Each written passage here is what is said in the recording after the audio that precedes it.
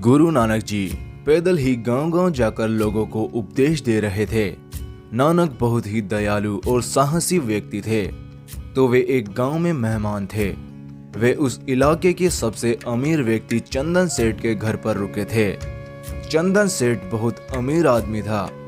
गुरु नानक कुछ दिन उसके घर पर रुके और फिर जब वे वहां से जाने लगे तो उन्होंने चंदन सेठ को बुलाया और उसको एक सुई दी।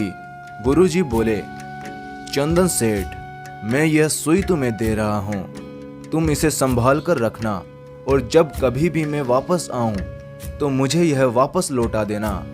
और गुरुजी अपने शिष्यों के साथ आगे की ओर निकल गए। चंदन सेठ 2 दिन बाद अपनी पत्नी को यह बात बताता है कि गुरु ने मुझे यह सुई दी है, मुझे इसे संभाल कर रखना है। सेठ की पत्नी उससे ज्यादा समझदार थी तो वह उससे बोली, क्या तुम पागल हो गए हो? तुमने यह सुई गुरु से क्यों ली? तुम्हें पता है गुरुजी कितने बूढ़े हो गए हैं। मान लो अगर वे मर जाते हैं तो तुम उनको यह सुई नहीं दे पाओगे। तो तुम्हें कभी भी ऐसे बूढ़े व्यक्ति से कुछ नहीं लेना चाहिए। हम अगर उनको कुछ दें तो कोई बात नहीं, अगर तुम उनसे कुछ लेते हो और तुम उनको वह नहीं लौटा पाते तो तुम हमेशा के लिए कर्जदार हो जाओगे। तुम यह सुई अपने साथ स्वर्ग नहीं ले जा सकते। स्वर्ग ले जाकर सुई गुरुजी को देना असंभव है और इस एक कर्म की वजह से तुम कभी मुक्त नहीं हो पाओगे। आखिर तुमने गुरुजी से सुई ली ही क्यों? अब कैसे भी उनको ढूंढो और उनको यह सुई वापस लौटा के आओ। तो फौरन चंदन सेठ गुरुजी के पीछे निकला। गुरुजी आखिर बहुत तेज चलते थे। वे गांव-गांव पैदल जाकर उपदेश देते थे। इसलिए चंदन सेठ का गुरुजी को जल्दी से ढूंढ पाना इतना आसान नहीं था। लेकिन 1 महीने बाद चंदन सेठ को गुरुजी एक गांव में उपदेश देते मिल ही गए। चंदन सेठ गुरुजी के समीप गया और बोला, गुरुजी, मैं आपकी दी हुई सुई अपने पास नहीं रख सकता। क्षमा करिएगा गुरुदेव, लेकिन आप बहुत बूढ़े हो गए हैं। अगर आप मर जाते हैं तो मैं हमेशा के लिए आपका कर्जदार हो जाऊंगा और मैं यह सुई स्वर्ग ले जाकर आपको नहीं दे सकता।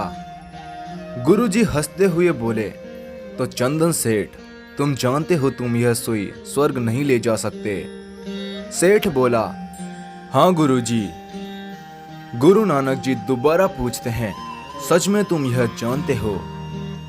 चंदन सेठ बोला, हाँ गुरुजी, मैं जानता हूँ। तो गुरुजी मुस्कुराए और चंदन सेठ से बोले, जब तुम जानते हो तुम एक सुई भी अपने साथ नहीं ले जा सकते तो तुम इतना धन दौलत और बाकी चीजें क्यों जमा कर रहे हो?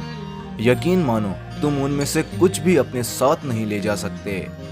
चंदन सेठ गुरुजी की बात समझ गया था कि गुरुजी उसे क्या बताना चाहते हैं। वह गुरुजी के पैरों में गिर गया और आशीर्वाद लेकर अपने गांव वापस लौट गया। चंदन सेठ अपने घर की जो चीजें बेच सकता था उसने वह सारी बेच दी। बस उतनी चीजें रख ली जिससे उसका परिवार अच्छे से रह सके। उस समय समाज गरीबी से पीड़ित था तो उसने उस धन का उपयोग समाज के कल्याण के लिए किया। तो दोस्तों, आपको गुरु नानक जी की यह सीख कैसी लगी हमें कमेंट बॉक्स में जरूर बताएं और चैनल को सब्सक्राइब करके बेल आइकन जरूर दबा लें ताकि ऐसे ही नए वीडियोस की अपडेट आपको मिलती रहे। वीडियो पसंद आया तो वीडियो को लाइक करें और अपने दोस्तों के साथ शेयर करें।